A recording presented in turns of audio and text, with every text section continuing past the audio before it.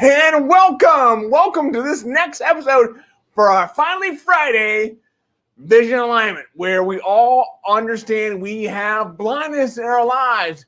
We all have blindness. But if we understand how important it is to have our vision aligned with our core strengths, our core beliefs, our core values, then we're going to be more successful, more happy in day after day after day. There are some people that really know what it's all about to have their own vision aligned. But one of the people that I know best is one of our guests, is our guest today, and he is none other than Mr. Keith Harmeyer. Hey, good morning, Keith. Brian, how are you? Good to see you, my friend. It's been a long time. How you doing? It has. Yes. So, Keith, I want to start off with one question. Okay. We're going to go from there. But that first question is, when is your first recollection of knowing your vision? Wow. That's an excellent question. And you might be surprised to know that it really wasn't until just a few years ago that I had a clear vision of what my vision was. And it was, I was in a business meeting and someone took us through an exercise, and we were basically discussing what the whys were that we did the things that we did and just digging deeper. And it all sort of came to me. And I realized that from the time I was a very young child, I was really sort of preparing for what I ended up doing. But I don't think I was aware of it for a long time. For many years, I just followed my instincts and the things that I enjoyed and loved and the things where I felt I could make a difference. But that day, I sort of understood how it all came together. And that was a big day for me. Awesome. Thanks. If you want to hear more, stay right there.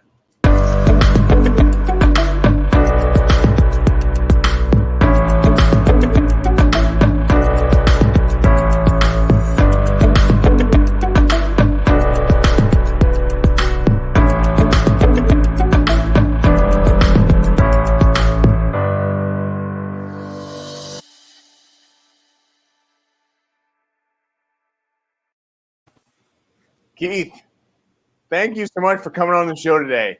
Brian, I'm delighted to be here. Thank you for asking me. Looking forward to it. I truly appreciate it. So, for those people that are online here, and by the way, for those that are online, put in a hashtag live if you're listening live. If you're listening on a replay, put in a hashtag replay on the comments section.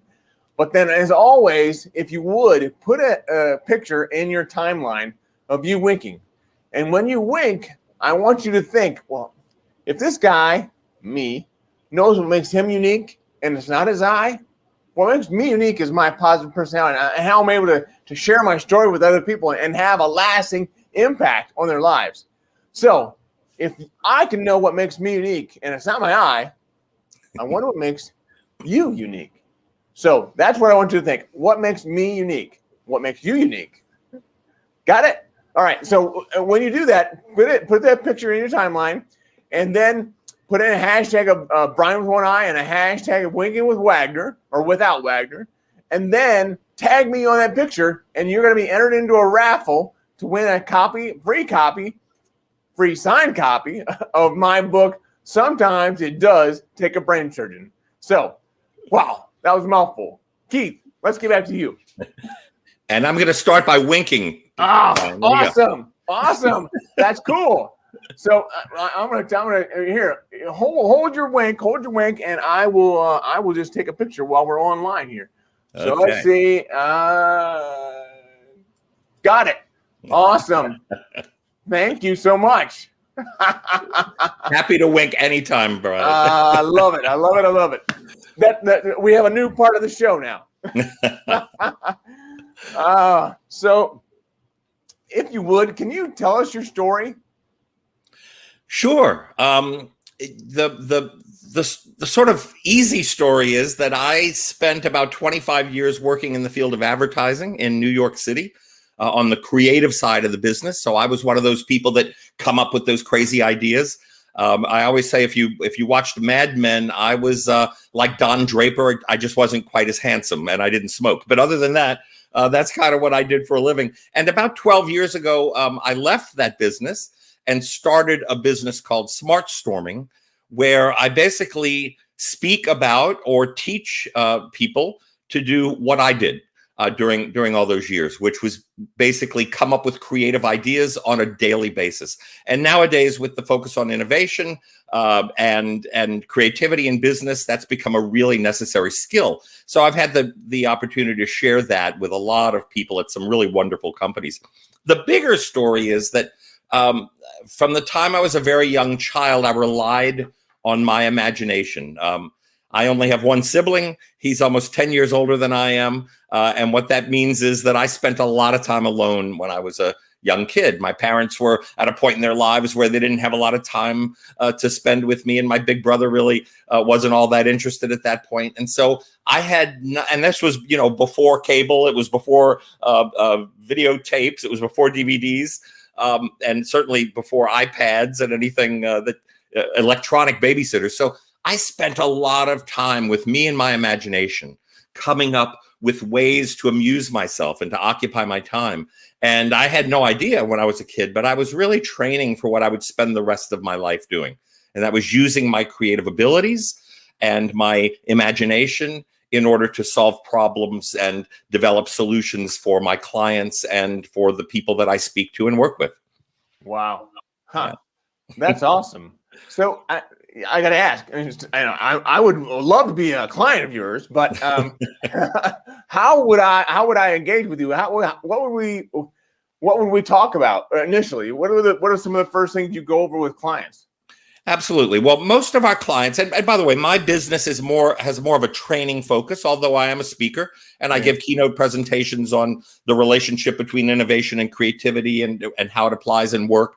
But the bulk of my work is training, a corporate training on site or virtual these days.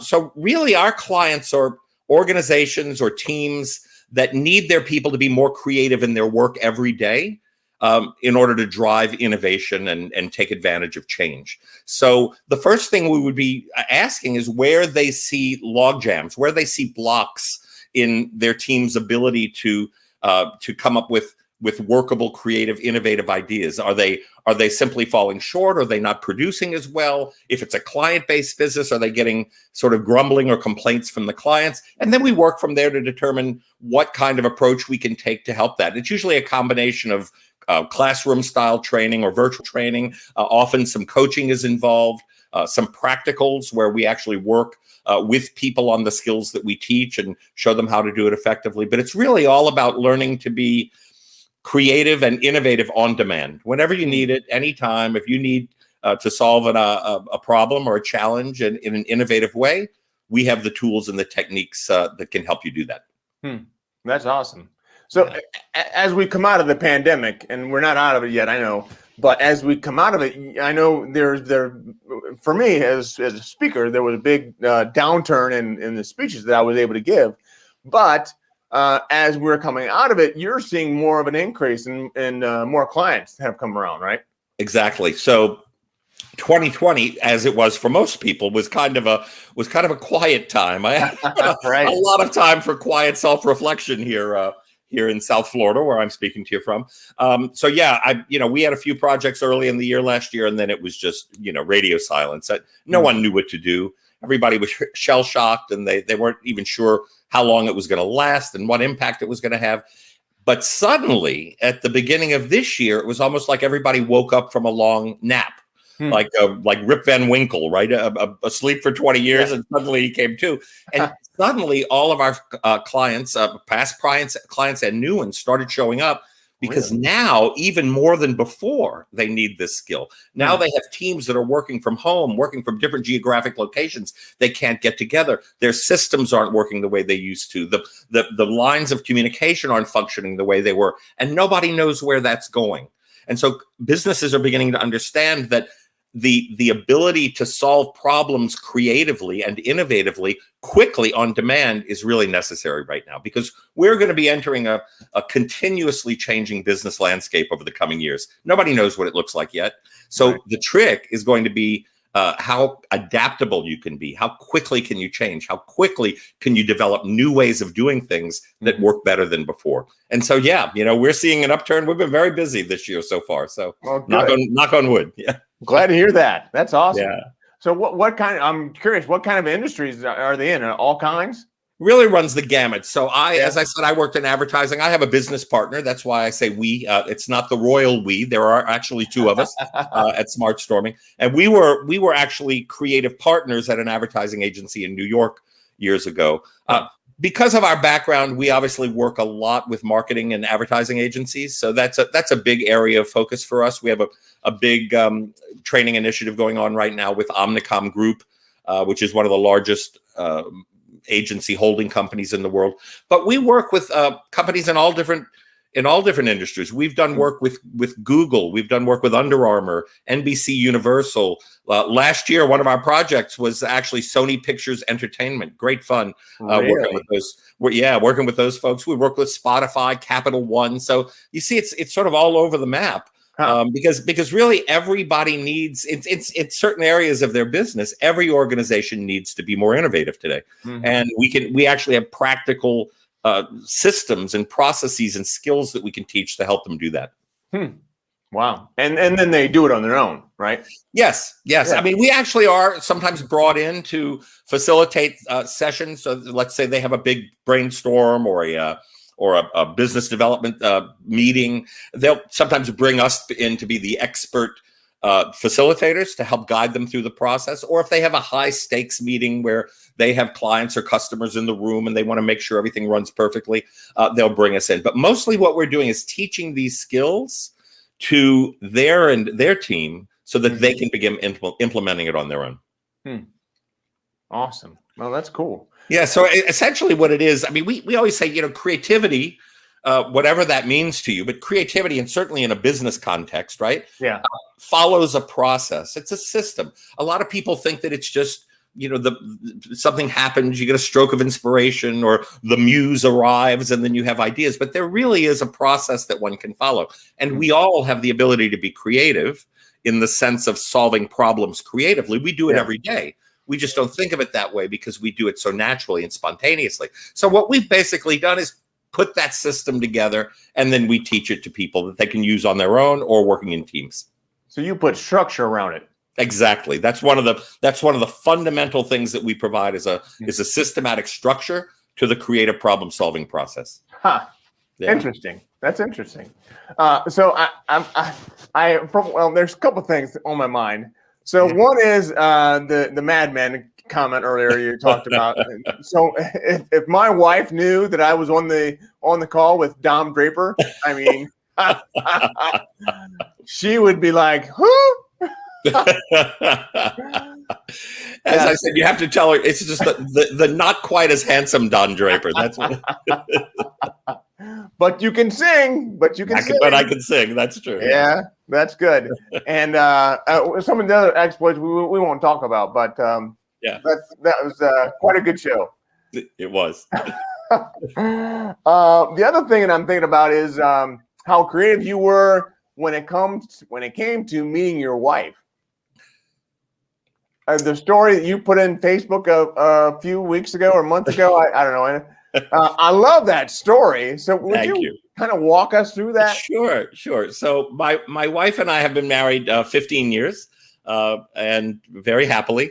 We were early adopters for our age group, right? We actually met online. So we were one of the early folks in our age group that actually met through online dating. We were both previously married, so we were on our own at that point in our lives.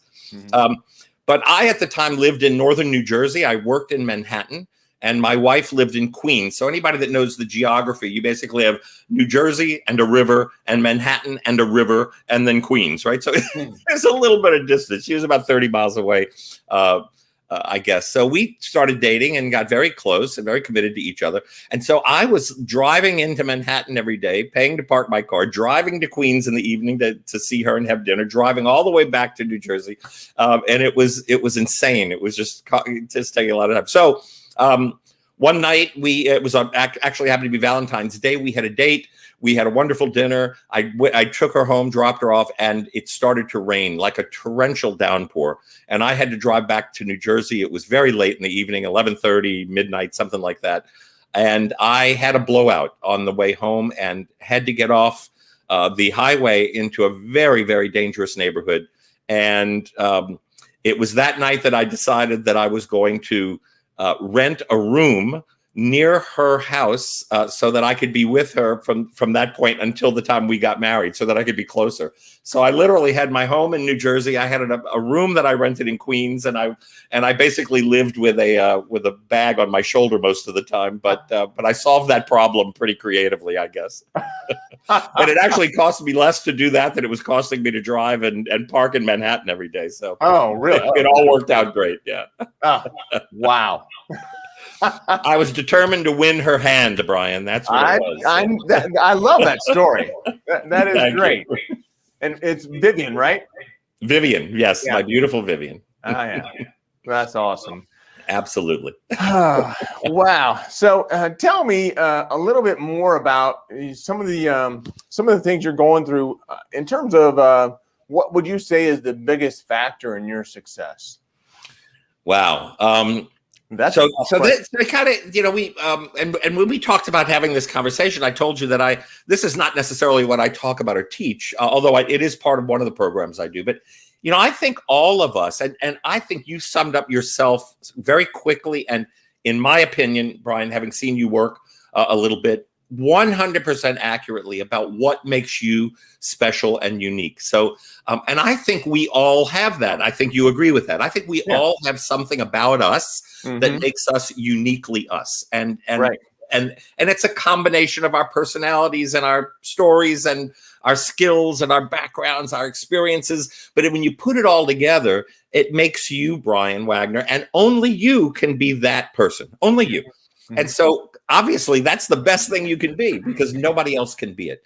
And they certainly can't be it nearly as well as you do. So I think I have a pretty good idea what makes me who I am. And when I coach people, when I have coaching clients, or if I critique speakers, the first thing I do once I get to know them a little bit is tell them what I perceive, only my perception, to be their unique, I call it their superpower. What is it about you that makes me want to get to know you? What is it about me that makes me want to listen to you speak? Because if you know what that is, you can always tap into that, and that becomes your superpower, right? So you talked about your friendliness and your approachability. You have a very powerful story, Brian, and it's very inspirational. But you're right. That's not what defines you. What defines you is that you come across as a nice guy. You're somebody that I would like to know. You're somebody I'd like to have a conversation with. And so that makes you appealing to me. And I would encourage you, never try to be anything but that. Right. You can always add other skills and abilities on top of who you are. But as long as you're true to that core, people are going to find you appealing and desirable. I happen to think that's what charisma is. Charisma is knowing who you are and showing up as that, and knowing who you're not and not trying to show up as that, right? Okay. So for me, I think it might be obvious to people watching at this point or listening. I have a lot of energy, and I've always known that. I as you alluded to, I was a performer before I worked in advertising. I was a singer and actor, so I have this energy when I get in front of a room or in front of people that I know is there. I was lucky to be born with a strong voice. I trained as a singer. As a result of that, I project really well. My voice is strong. I enunciate. I know these things about myself. So when I get in front of a room or when I get in front of a client, I know I can tap into those things. So it's my upbeat sort of humorous. I'm not a comedian, but I can tell a joke. I can say funny things. I can express energy and friendliness. And I think that's what makes people like to work with me and like to know me. And so I rely on that. That's good. I think we all have that. If we can recognize what it is and own it, really own it, and show up as that person, we can be the most successful we can be. Wow. That's great. So, and for anybody out there that has questions in regards to any of that or other things, please put them in the comment section. We'd love to answer them. So sure. That's always great. Now, let me say one other thing, Brian, because I believe this is true too. And it's something that I've realized over the years, especially about myself, but about others. Very often your superpower, right? That thing that makes you uniquely you and makes you appealing and desirable and charismatic can also be your kryptonite.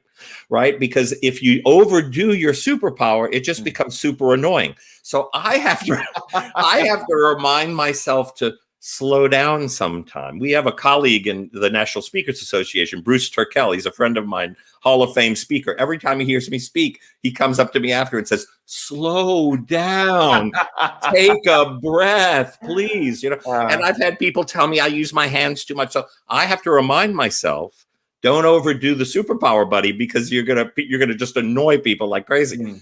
Tone it down a little bit. So knowing what that is a very, very powerful bit of knowledge for us to have. I don't know if that makes sense, but absolutely that makes sense. That's good information. Very cool. So there's so much that here. So we talked about vision, but there's also blind spots. We all have blind spots. We all have blindness in our lives, as we talk about. Who helps to see your blind spots? Who helps me see them? Yeah. Well, that's tough because you can't always have a spouse do that. So sometimes the spouse will do that, but it's kind of touchy because there's a definite relationship thing there.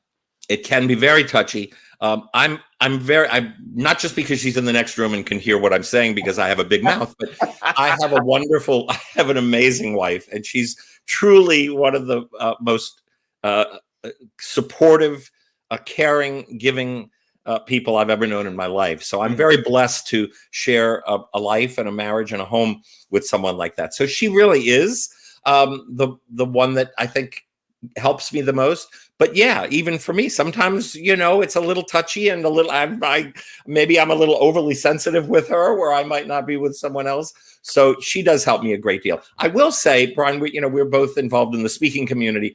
I have found my speaking colleagues in general to be amazing at their willingness to help and support me. So I do have colleagues in the field that we work in who I know I can turn to and ask for honest critique or guidance or suggestions, that sort of thing.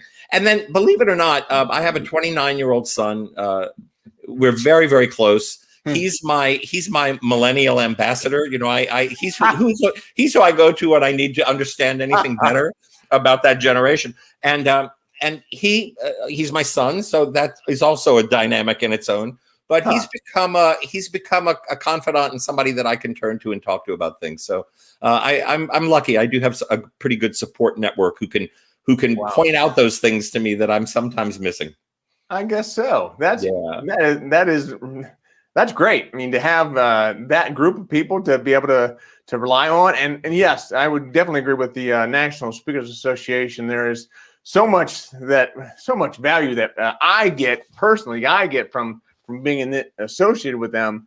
But I mean, the blind spots and everything, and I hope to someday get more engaged, but I love to see what you're doing. So that's awesome.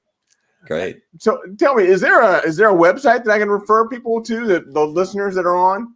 Well, I actually have two websites because I have my business that I have with my partner, and then I also have a speaker website. But the main one is the business website. It's SmartStorming, like brainstorming, only smart, right?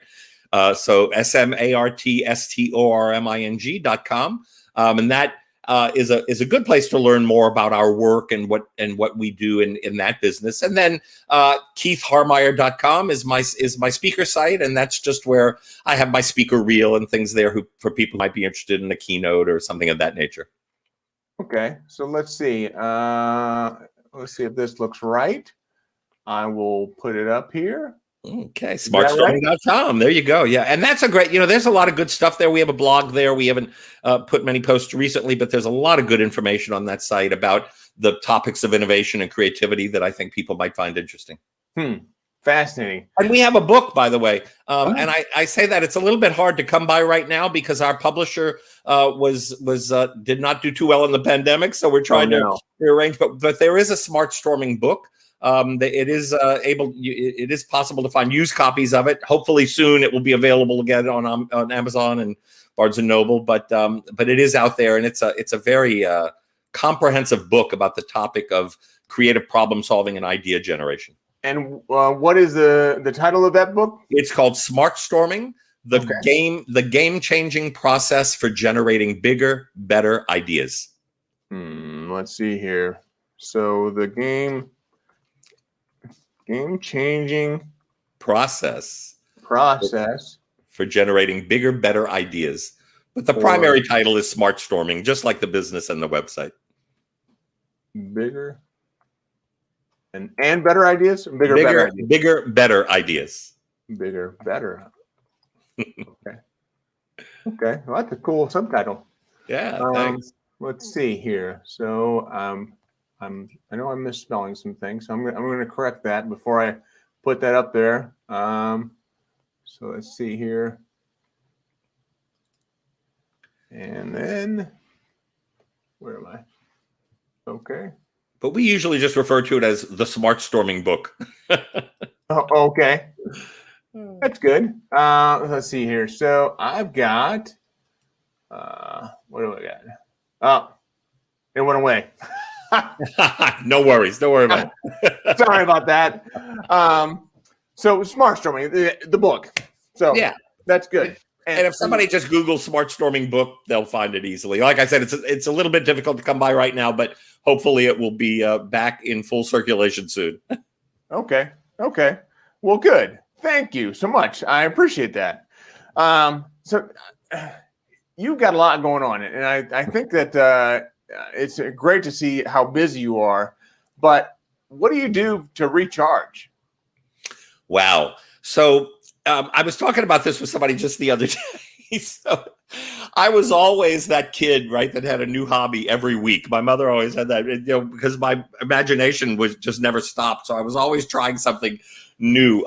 And so during the pandemic, I've been doing new things. I learned to bake bread. I went back to a hobby that I had years ago, which was creating bonsai trees. So I've been making bonsai trees. I took up home wine making. I've made a couple batches of wine. So I've been doing all these kind of crazy creative projects to keep myself going. As you can see in the back, if you can, I have a couple of guitars back there. I've been playing guitar since I was a young kid, so I still enjoy playing guitar and singing. For fun for myself. Yeah. But fortunately, I have music in my life. And the only other thing is that, like many people during the pandemic, my wife and I decided to get a dog.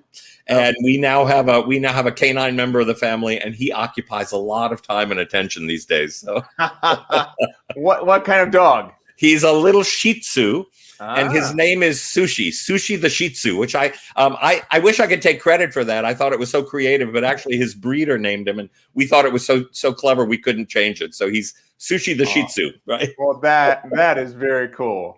Yeah. Our good buddy Wes put up the URL for the book. So thank you, Wes. Thank you. Yeah, great guy.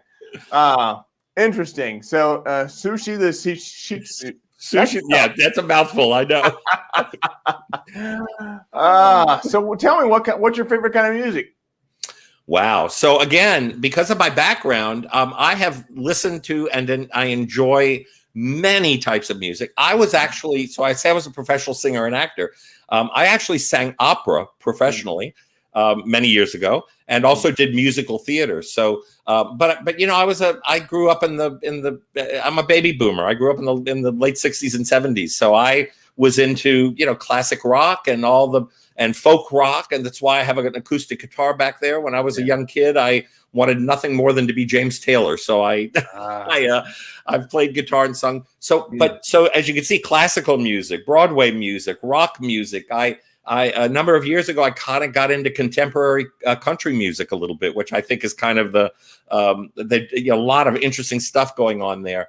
So it really runs the gamut. I love jazz. I don't know as much about jazz as I would like. I have a lot of friends who are jazz musicians, but it really runs the gamut. But when I'm in my car and I turn on the radio, I'm usually listening either to classic rock or to James Taylor, Sheryl Crow, Carole King, that sort of thing. Awesome. Wow. We have gone through our time already, and this time goes by so fast. I know. We could do this for hours, Brian, I'm sure. Thank you so much for being on today. Is there anything you would like to leave our audience with before you go? I think, yes, I would just like to say that we've all been through a really rough year. We're starting to see maybe some glimmers of hope that this is all changing. I would invite, because this is what I do for a living, I would invite everyone to try to find the opportunity and the benefits and the blessings in what we're going through, because they're there. But we might have to look a little bit to find them. It's very easy to understand the pain and the difficulty and the hardship and the fear, uncertainty about that we're all facing. But find the opportunities, because there are people that are going to achieve massive success coming through this, and massive happiness and massive fulfillment. And you can be one of those people, but you have to search for those opportunities and those benefits in the middle of all this darkness. So that would be my wish for everyone. Oh, that's a great message. Thank you. I'm going to, you can go back to the green room if you don't mind, and I'm going to close out the show, but I'll be back to the green room and say goodbye. Brian, thank you very much. And thanks, everybody. I really enjoyed it, Brian. Hey, thanks. All right. Thanks. I appreciate it, Keith. Take care. Take care. Wow. Huh. Incredible. I love his energy. He is so passionate about what he does, and he does so many different things. And it's great to have Keith on this morning. I hope you all enjoyed that. Now, at this point, we're transitioning to the next show that we're going to do here at 11:30, and that is the Radical Vision for Disabilities. And that show is starring, the interviewee is going to be John Hanson, who was on earlier this week. He was on Vision Alignment, but he's going to be back to share with us his story of what he's going through and what he goes through every day with a child with disabilities. So that'll be a great show. And then next week is going to be phenomenal. So I'm just so thankful for you all being here. I mean, I can't tell how proud I am of this group, this community that has built up with all that's been going on. And I'm just so appreciative. Thank you very much. I love you. And as always, keep one eye